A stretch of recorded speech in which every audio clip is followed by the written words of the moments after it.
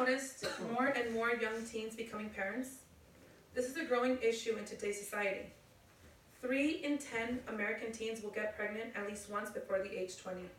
That's nearly 75,000 teen pregnancies every year. Now, there are many solutions to this issue. The number 75,000 can be decreased by allowing minors to purchase birth control without parental consent.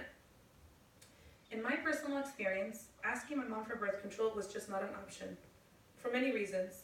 One being culture. In my culture, as a young, unmarried Mexican woman, it is not okay to be sexually active before you are married. Sex in general was a taboo subject, especially when it came to religion. In the Catholic religion, sex before marriage is very frowned upon, and you are viewed as not being pure and not being a respectable woman. For this reason, if I had ever gone to my mom for birth control, she would not have supported this decision, and she would have been very disappointed and most likely angry. I believe that by allowing minors to purchase birth control without parental consent could lower the rate of STDs.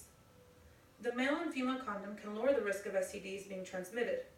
Condoms protect both partners from STDs by preventing an exchange of body fluids.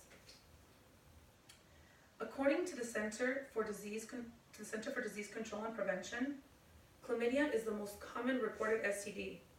Approximately 1.7 million cases were reported. Of those cases, women between the ages of 15 to 24 accounted for nearly half of those cases. Along with HPV, herpes complex virus is also another STD that is increasing due to the lack of resources available to young teens. According to the NHNES data, there has been an increase in HIV of 23% within adolescents. As you can see from the chart, over 1 million people are infected with an STD every day. Of these 1 million people, 25% of them are teens that have to live with an STD. Reducing teen pregnancy is an important goal to society. Birth control can help decrease the amount of teen pregnancies. There are different types of birth control that are available. There are condoms, birth control pills, IUD, the patch, and many more that teens can look into. According to the book, Show Me the Evidence, Obama's Fight for Rigor and Result in Social Policy by Ron Haskins, in 2010, nearly 370,000 babies were born to teenagers. The number 370,000 is in fact astonishing. If teens were to be allowed to have access to birth control, this number would decline significantly.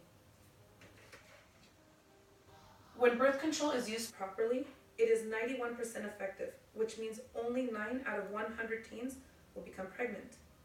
Like I mentioned before, teen pregnancies are a growing problem, and it has such an impact on a teen's life that sometimes it affects them for the rest of their lives. Preventing teen pregnancies and the rise of life-altering STDs is the goal. A better quality of life for these teens is a possibility, but many changes need to come into effect. Although there are sex prevention programs in schools, the number of teens becoming pregnant continue to increase.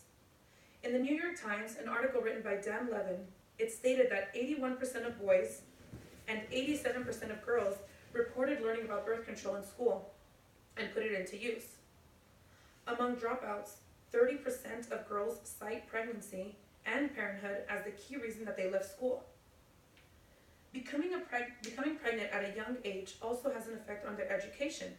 For example, only 40% of teen mothers finish high school, and less than 2% finish college by the age of 30. Education, being an important part of any person's life, shouldn't be put at risk because of something that can easily be prevented. So, as you can see, the statistics are not great. Teen pregnancy and STDs are on the rise. Many times, these young teens are not comfortable with talking to their parents or legal guardians about sex. They are afraid to get into trouble or to get judged. Teens should not be feeling this way, but unfortunately, many do, due to the lack of communication between families. There are many issues in society that are being ignored, but what we cannot ignore is this growing epidemic issue. We cannot ignore that these teens are going into labor instead of going to their prom. This is something that can be prevented by simply allowing teens to be able to get their hands on birth control without parental consent. Thank you for listening.